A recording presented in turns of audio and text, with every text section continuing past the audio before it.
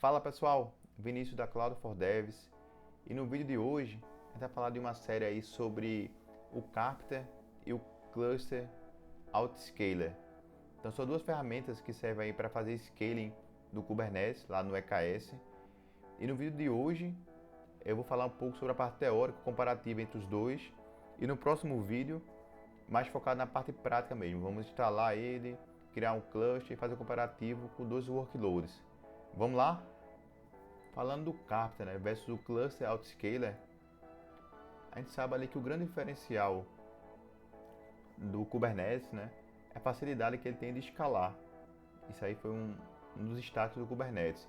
Então a gente tem aqui um diagrama com duas instâncias EC2, ali trabalhando como worknodes, e 4 pods aqui da minha aplicação. Então eu tenho aqui o load balancer e o usuário ali fazendo aquisição nessa API. Tá, mas se aumenta a quantidade de usuários na minha aquisição de API, como é que eu faço para poder escalar o meu workload para suportar essa carga que aumentou? Então tem duas formas de fazer. A primeira delas aí é uma forma manual, usando por exemplo o kubectl scale e alterando a quantidade de réplicas aqui, no caso está 8 réplicas. E a outra forma, imagine se essa demanda de requisições variar durante o dia. Por exemplo, um exemplo bem que todo mundo conhece é o iFood, Então, ele com certeza tem uma demanda bem maior durante ali o almoço e a janta, e os horários do dia tem uma demanda baixa. Então, o ideal era escalar de forma gradual durante o dia e automática, não dá para uma pessoa ir lá e alterar sempre naqueles horários específicos. Então, o Kubernetes criou aí um recurso chamado Horizontal Pod Autoscaler, que é o HPA. E baseado aí no resource, que pode ser de CPU ou memória, eu trabalho com a média, aqui no caso está 50%, entre dois ranges, no valor mínimo e máximo que ele escala. Isso aí eu consigo escalar. Tá, mas agora vamos ver que eu tenho outro cenário. Aumentou minha demanda, eu escalei o máximo que dava com os workloads que eu tenho naquele momento. Então eu tenho duas máquinas, nesse exemplo aqui, e eu precisaria de mais 2 pods. Eu não tenho capacidade computacional para criar esses pods. Como é que eu faço para poder escalar os meus worknodes, Então a primeira forma, a forma manual, seria alterar ali o autoscaling group, que se você estiver trabalhando com o EKS o cluster gerenciado da AWS, alterar o valor desejado, o mínimo e o máximo, por valor que eu desejo suportar esses meus novos pods. Então eu queria aqui mais um recurso que suporte lá meus dois pods.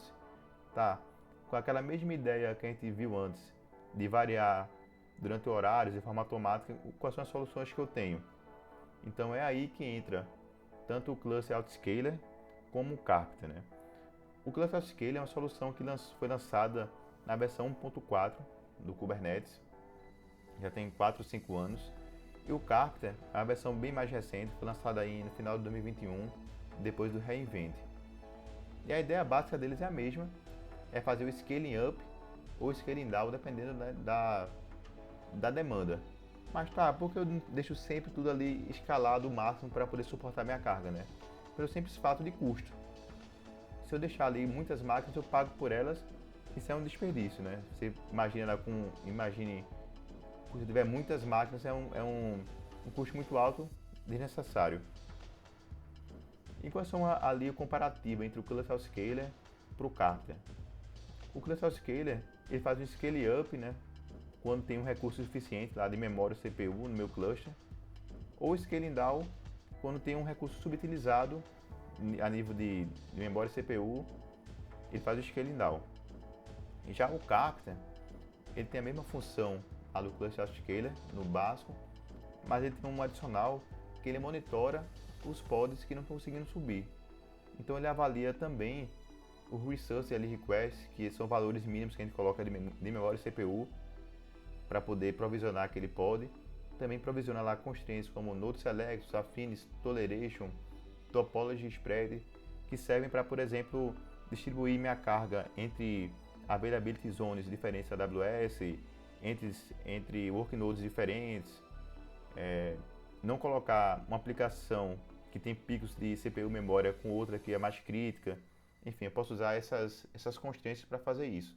E o Carpenter consegue olhar para isso e provisionar ali um worknode que encaixe essa minha aplicação. Esse aí é o grande diferencial do Carpenter versus o Autoscaler, né?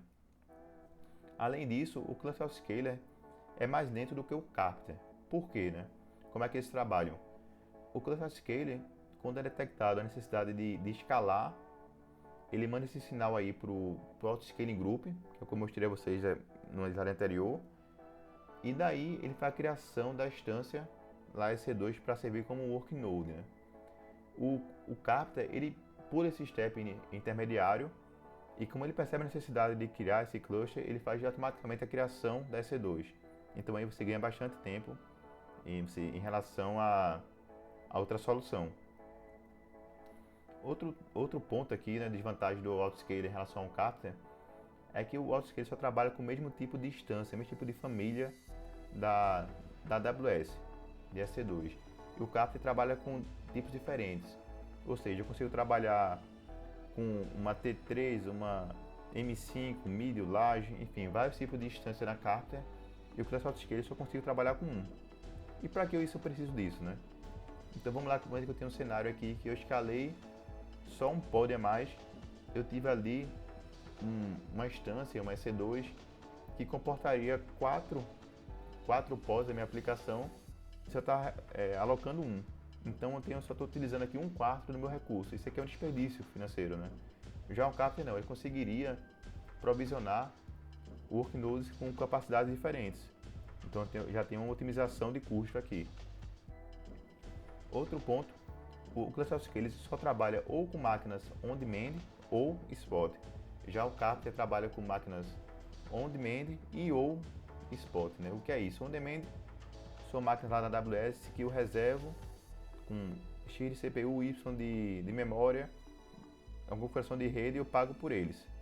Já a máquina spot são máquinas ali que estão em desuso da AWS.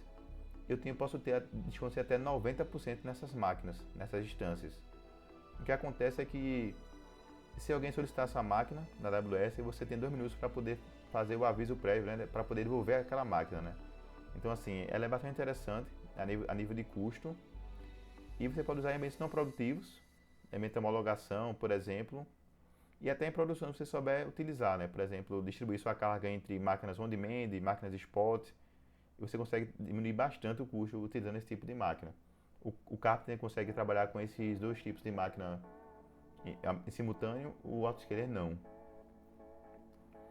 Outro ponto é a expiração de nós que o Carpenter oferece. Então você consegue configurar lá um tempo de expiração do worknode, 15 dias, 30 dias, por exemplo, para poder renovar. Porque isso é bom, né? Que com o tempo os worknodes vão aumentando ali a quantidade de imagens Docker, a quantidade de logs gerados pelas aplicações, e é sempre bom você renovar essas aplicações, essas instâncias, esses worknodes. Então o Carpenter faz isso de forma automática para a gente. E outra vantagem do Carpenter é a possibilidade de adicionar atributos extras no Kubelet, né? O Kubelet é a ferramenta que gerencia o worknode lá do Kubernetes. E, por exemplo, posso colocar um atributo ao invés de usar o Docker Engine, eu posso usar o Containerd. Então eu posso setar direto no Carpenter para provisionar dessa forma. Então ele dá essa liberdade a mais também para poder configurar aí o Kubelet. Pronto, pessoal, esse foi o comparativo teórico ali entre o Carpenter e o Cluster Autoscaler. Se tiver alguma dúvida, manda aqui nos comentários. Se tiver algum amigo interessado nesse tema, compartilha com eles. E fica acompanhando aí a gente. Se inscreve no canal, ativa o sininho, que no próximo vídeo eu vou falar na parte prática. Eu vou mostrar a vocês como subir o cluster, provisionar o cluster com o Cluster Autoscaler e depois com o Carpenter fazer o comparativo, como os dois funcionam na prática. Beleza? Pessoal, obrigado e até a próxima. Abraço.